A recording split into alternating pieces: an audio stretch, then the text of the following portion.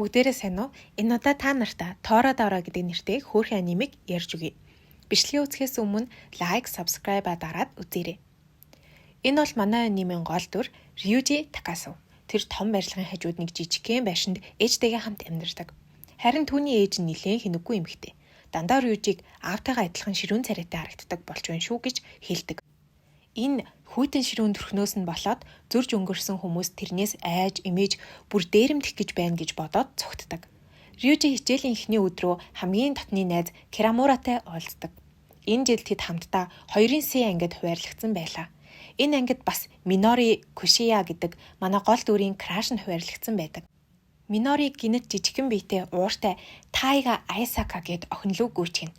Хүмүүс тэр хоёрыг сайн зодтолдог байх гэж хүлээлт үүсгэхэд Тайга Рюжиг ганц цогцоход л явчихна. Анги дотор Тайга ханиад хүрчихсэн найтайгаад найз Миноритойгоо хамт байж байв. Харин ангиар нь Рюжиг эхний өдрөөл жижигхэн охинд амархан ялагдсан гэд хов жив гарнаа. Яг үнэндээ хөөрхий Рюжи хүйтэн ширүүн төрхтэй л болохоос муу хүү биш байлаа. Багш нь үдээс хойш Рюжиг дуудаад ирээдүйн мэрийжил карьер сонголт төлөвлөгөөгөө хизээ бичвэ. Бусад хүүхдүүд биччихсэн гэв. Рюжи ангидаа буцаж очтол ангийнхан сандалнууд эмх замбраагүй болчихсон локрос Тайга өнкрүүд гараад ирнэ. Рюжи цүнхээ аваад явах гэтэл гинэт Тайга түүний цүнхийг нь булаацалдаад өгөхгүй гэж зууралдаж байгаад шантраад гараад явчихна.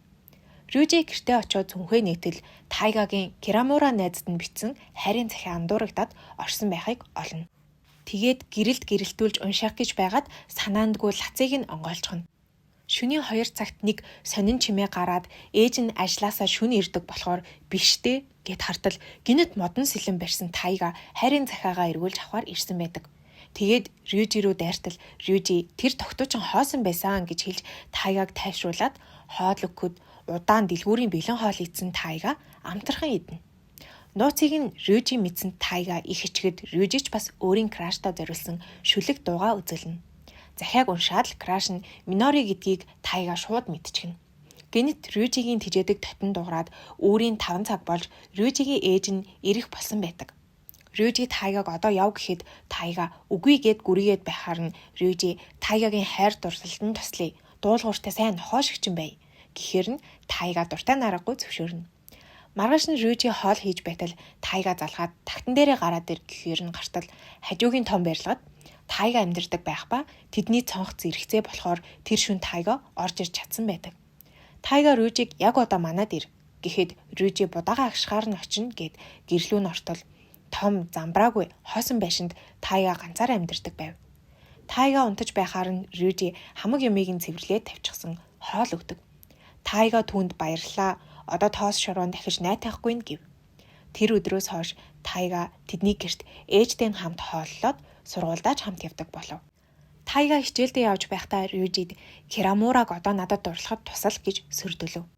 Тэр хоёр биеийн тамирын хичээл дээрээ Керамурагийн партнер охиныг бөмбөөр цохиод зөвхөн Тайга Керамура хоёрыг хамт үлдээхээр тохиролцсон. Тохиролцсноороо Рюжи нөгөө охиныг онох гэж яагаад Тайгаг цохиод унахчихнаа үнэн бүтлгүй. Дараа өдөр нь Тайга жигнэмэг хийгээд Керамурад өөх гэж байгаад Керамураг харангуйтаа л хичээд гүйчихнэ. Шатаар гүйж байгаад хойшоос хавж унаад Рюжи түүнийг тэврээд авна. Дараа нь Тайга бүх төлөвлөгөө нураад байна гэж бухимдан уйлахад Рюжигийн сэтгэл хөдлөөд жигнэмийг нь идээд тайвшруулад дараагийн удаа илүү хичээхээр болно. Маргааш нь сургууль дээрээ очиход бүгд тэр хоёрыг дандаа хамт байдаг. Хичээлдээ хамт ирдэг. Өчигдөр Тайгагийн хийсэн жигнэмийг хамт идэж байсан гэд тэр хоёрыг үерхэж байгаа юм байна гэцгээж байдаг. Минори тэр хоёрыг дээвэр дээр дуудаад баяр хүргээд Рюжид хандан найзад минь сайн андахгүй бол үзүүлээд өгөн шүү гэж сөрдөлдөг. Гинэт Керамура ирээд та хоёрыг үерхэж байгаа гэж эртнээс гадарлаад байсан юм. Баяр хүргэе гэхэд Тайга бүр шоконд ороод ухаан алдна. Тайга гэрт чинь очиж хоол идээд ийм буруу ойлголт үүсгэсэндээ Рюжигээс уушлалт гойно. Аав ээж завгүй байрны мөнгөл төлөөд ганцаархан амьдардаг надад танаа гэрт очиод гой байдаг. Түлэнхээ хатуу жигнэмийг нь эцэнд баярлаа гэв. Бухимдсан Тайга аав, ээж, найз, краш бүгд л миний үгийг сонсдоггүй. Гэтэ маргааш өөрөө Керамурад сэтгэлээ хэлчихлээ. Чи туслах хэрэггүй гэв. Маргааш нь Тайга тэднийд хоол идэхгүй. Рюжи ганцаараа хичээлдээ очтол ангийнхан нь буруу ойлгосондоо уушлалт гойно. Бас царайнаас нь болоод муу хүн гэж цуу тараасанд уушлаарай гэлээ. Минорич бас ирээд уушлалт гойно. Рюжи гинэт Тайгаг Кирамуратай байхыг хараад нуугдчихна. Тайгаг сэтгэлээ илчлэх гэтэл Кирамура зогсоогоод чи Рюжи сайн юм шүү гэхэд Тайга тэр зүгээр л надад зөндөө тусалсан хүн гэд араас нь Кирамурад сэтгэлээ илчлэхэд сайн найзууд байцгаая гэд Кирамураг явхад Тайга гуниглан үлдэнэ. Рюжи түн дээр очиод хоол ид гэхэд Тайга татгалзаад нам ганцаараа минь орхи гэхэд Рюжи чамаа ганцаараа орхиж чадахгүй. Би луу чи бар. Луу бар хоёр хамт байдаг.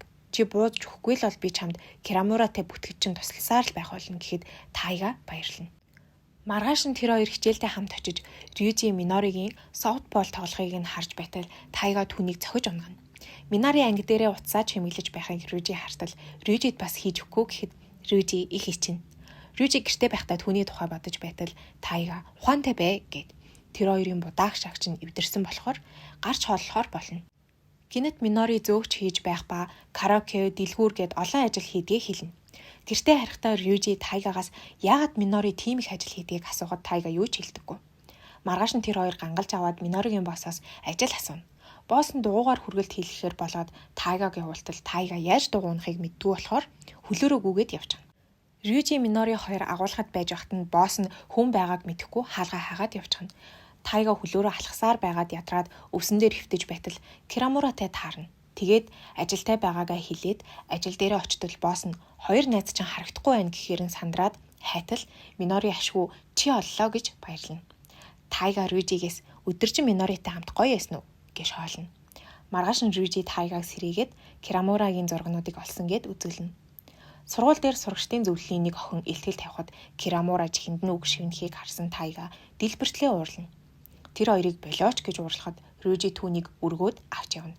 Рюжи тэрэнд хоол өгөхөд Кирамура ирээд бухимдах юм байхгүй гэж хэлээд Минори тэр дөрөв хамт хоол идэнэ.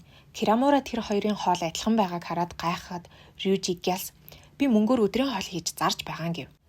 Тайга Рюжид оройн хоол хийхэд туслаад ээжтэй нь гуруулаа хоолоо идэцгэнэ. Тайга Кирамурагийн нэг зургийг нь сонгож авах гээд бүгд гой санагдаад чадахгүй л байдаг. Тайга нэг л гунигтай харагдаад Рюжи яасныг нь ойлгохгүй л байдаг. Маргааш нь Минори Рюжид өөрийн хийсэн цэлтгэнүүр болон өөрийнхөө зургийг харуулна.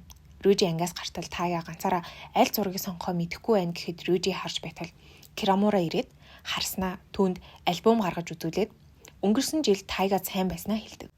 Рюжи чихэндээ ч итгэхгүй Тайга дээр ирээд асуухад өмнө нь сэтгэлээ илчилж байхад нь тоглоом гэж бодоод татгалзаж тэр үеэс л түүнийг сонирхож эхэлснээ хэлдэг. Ингээд парт 1 маань дуусч байна. Дараагийн бичлэлээр уулзцгаая. Таалагдсан бол лайк, subscribe дараарай.